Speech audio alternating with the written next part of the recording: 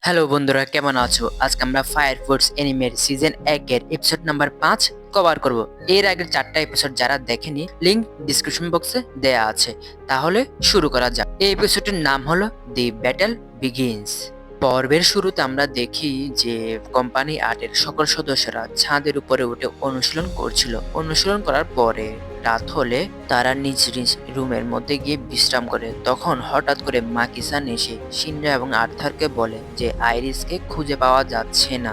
বন্ধুরা, iris princess হিবানার সাথে দেখা করার জন্য কোম্পানি 5-এ যায়, কিন্তু ক্যাপ্টেন ওবি এবং ফায়ারফোর্স কোম্পানি 8 মনে করে যে আইরিসকে কোম্পানি 5 অর্থাৎ প্রিন্সেস হিবানা কিডন্যাপ করে নিয়ে গিয়েছে।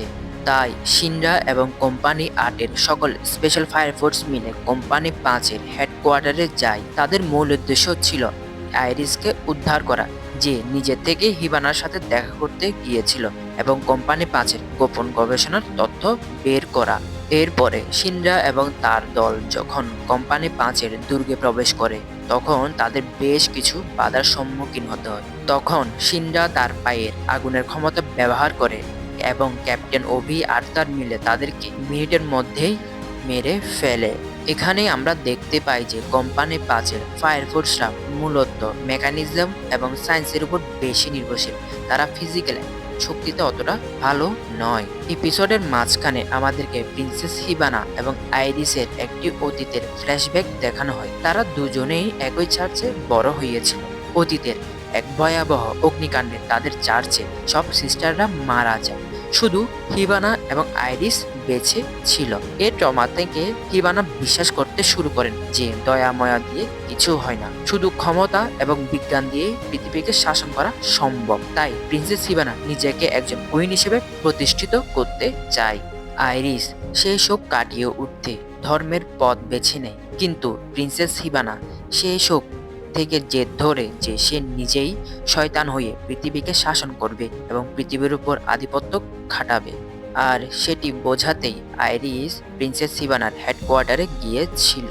কিন্তু প্রিন্সেস হিবানা আইরিসকে আটকে রাখে এবং তাকে দেখায় যে সে কতটা শক্তিশালী এবং নিষ্ঠুর হয়ে উঠেছে। অন্যদিকে ক্যাপ্টেন ওভি, আর্থার এবং মাকিসান মিলে কোম্পানি 5-এর সকল ফায়ার ফোর্সদেরকে একে একে মেরে ফেলছিল। তখন হঠাৎ করে আর্থারের সামনে ওই পুরনো ইনফার্নালটি চলে আসে, যাকে আমরা এপিসোড 4-এ দেখেছিলাম। প্রিন্সেস হিবানার বিজ্ঞানীরা তার উপর এক্সপেরিমেন্ট করে তাকে আগের চেয়েও বেশি শক্তিশালী বানিয়ে দিয়েছে। তখন আর্থার এবং ওই ইনফার্নালের মধ্যে অসাধারণ লড়াই শুরু হয়। প্রথমের দিকে ওই ইনফার্নালটা আর্থারের উপর ভারী পড়ছিল, কিন্তু শেষমেশ আর্থার তার বুদ্ধি খাটিয়ে মিনিটের মধ্যেই তার ব্লেডের মাধ্যমে ওই ইনফার্নালটিকে মেরে ফেলে। তখন আমরা বুঝতে পারি যে আর্থারের শক্তিও কম নয়। অন্যদিকে শিনরা গিয়ে হিবানার মুখোমুখি হয়। হিবানা তার আগুনের ক্ষমতা ব্যবহার করে বাতাসে ফুলের পাপড়ির মতো বিভ্রম তৈরি করে, যা প্রতিপক্ষের শরীরের তাপমাত্রা বাড়িয়ে দেয় এবং মাথা গোড়া বা হিট সাইনকোপ তৈরি করে। শিনরা তখন বারবার পড়ে গিয়েও হার মানে নেই। সে তার পায়ের আগুনের শিকা ব্যবহার করে বাতাসের চাপ পরিবর্তন করে এবং হিবানার তৈরি করা উত্তাপকে কাটিয়ে ওঠার চেষ্টা করে। শিনরা হিবানাকে বোঝানোর চেষ্টা করে যে সে ভুল পথে যাচ্ছে, কিন্তু প্রিন্সেস হিবানা শিনরার কথাগুলোর গুরুত্ব দিচ্ছিল না। তখন শিনরা তার বিখ্যাত ডেভিল স্মাইল দিয়ে বলে যে সে একজন হিরো হতে চায়। এরপরে শিনরা হিবানার ক্ষমতার বিরুদ্ধে গিয়ে তার চূড়ান্ত মুভটি দেখানোর প্রস্তুতি নেয়, আর তখনই এপিসোডটির সমাপ্তি ঘটে। এই এপিসোডটি মূলত ক্ষমতার দম্ভ বনাম আদর্শের লড়াই। একদিকে হিবানা যে অতীতের কষ্টের কারণে নিষ্ঠুর হয়ে গেছে, অন্যদিকে শিনরা এবং কোম্পানি 8 যারা সত্য মানবতার জন্য লড়াই করছে। শেষ পর্যন্ত শিনরা হিবানাকে চ্যালেঞ্জ করে এবং আইরিসকে বাঁচাতে বদ্ধপরিকর হয়ে ওঠে।